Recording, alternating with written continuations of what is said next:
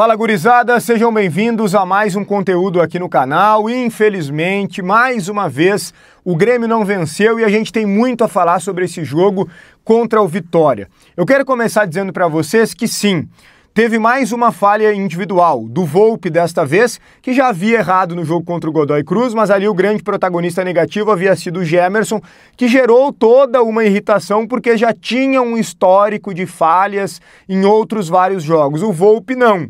O Volpi tem crédito, mas falhou também contra o Godoy, falhou de novo. O ponto é, as falhas elas estão acontecendo, mas elas não são o problema do Grêmio de forma exclusiva. O problema do Grêmio principal neste momento é a falta de qualidade como um todo do time ou do elenco. Ou seja, é uma falta de qualidade coletiva. E vocês que acompanham o canal há muito tempo sabem o quanto eu alertei isso. A gente colocava aqui de uma forma muito assertiva que sim, o principal problema era o Quinteiros, mas o Quinteiros era o principal e não o único problema. O principal problema foi embora. Agora, o problema secundário está gritando e todo mundo está vendo com muita facilidade. E para mim, dentro dessa falta de qualidade, tem um setor em específico que deixa muito óbvia a sua incapacidade, que é o meio-campo. O meio-campo do Grêmio praticamente não existe. Vamos lá, o Grêmio tem o Volpi, que beleza, falhou grave, não está vivendo um bom momento, mas foi o grande responsável pelos 3 pontos que conquistamos na primeira rodada, vitória contra o Atlético Mineiro na Arena. Foi responsável pela classificação também na partida contra o São Raimundo pela Copa do Brasil, fez uma defesa dificílima no Clássico Grenal na finalização do Valência, em outros momentos foi muito importante, então o Volpi não é um problema. Talvez venha a ser, tomara que não. Neste momento não me parece ele ser um problema e sim algo mais pontual de momento apenas. O Grêmio tem o garoto Serrote na lateral direita, que joga, deu conta do recado. O João Pedro, num time ajustado, joga também. Tem um problema gravíssimo no lado direito da zaga. O Gemerson fez o gol, beleza. Precisava fazer alguma coisa para se recuperar depois de tantas partidas ruins, tantas falhas. Dessa vez não falhou defensivamente e fez o gol. Valeu, Gemerson, né? Nada mais que obrigação, mas valeu. No lado esquerdo, estamos bem servidos, tá? O Wagner Leonardo foi o melhor jogador do Grêmio contra o Vitória. Jogou muita bola e sempre faz bons jogos. O Kahneman é um reserva que tem muita qualidade, né? Óbvio, não preciso aqui ficar falando sobre o Kahneman. E pro lado esquerdo ainda tem o Vieri, que é um menino de muita qualidade. Na lateral esquerda, eu tinha muita preocupação com o Lucas Esteves, mas o Marlon acrescentou e muito. Tem qualidade o Marlon, mais uma vez fez um bom jogo. Aí começa o meio-campo, tá? Aí começa o meio-campo. Para a primeira função, eu tenho vários jogadores que contribuem, que marcam bem. O Vilhaçante marca bem, o Dodi marca bem, tá dando conta do recado nesse sentido. O próprio Camilo com a bola no pé, nada, né? Bola no pé, muitas dificuldades, mas marca. O Cuejar marca muito bem.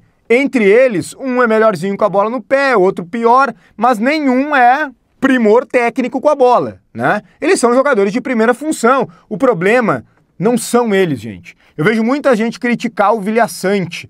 Não é esse o ponto. O ponto é que falta, e eu tenho falado isso de forma, assim, ó, que me cansa até, tá? Me cansa. O Grêmio precisa de um camisa 8. Aliás, 2, tá? 2. Porque não adianta trazer um, daqui a pouco o cara demora pra adaptar, não dá certo, ou dá certo, toma um terceiro cartão amarelo, é expulso, lesiona, e aí o problema volta. Então, 2. E aí eu volto a citar aqui aquilo que o Guto Peixoto disse certa vez quando eu entrevistei ele lá no Gremismo, né, o 4D, o canal do Sobs. Ele disse assim, não, jogadores com a característica do Maicon, olha só, característica, não é nem qualidade, do Maicon, do Matheus Henrique, do Arthur, não joga no atual futebol de intensidade. Como assim, cara? Olha o meio-campo do Bahia. Eu cheguei ao ponto de sentir inveja do Bahia.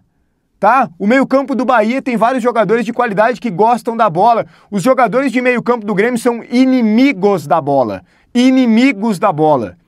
Como que o Fernando, do maior rival, com 37 anos, é o melhor primeiro volante do Brasil ou um dos melhores? Com 37 anos. O que tem a ver a questão da falta de intensidade se a gente está falando de uma posição específica? Eu não estou falando para montar um time inteiro de jogadores lentos. Eu estou falando de uma posição específica. Tu precisa ter 2 caras, no mínimo 2 caras no teu meio campo que gostam da bola. O Grêmio não tem praticamente nenhum. O Grêmio tem um Monsalve, que não joga na posição dele, que vinha jogando aberto pela esquerda, que hoje entrou aberto pela direita, aliás, entrou por dentro, depois foi aberto pela direita, depois terminou pela esquerda. Não ganha sequência na sua posição principal, que é a central. Então o Grêmio precisa colocar o mínimo, aliás, o máximo dentro daquilo que tem, de jogadores que gostam da bola, mas quase não tem. Precisa ir ao mercado, só que a janela só vai abrir em junho.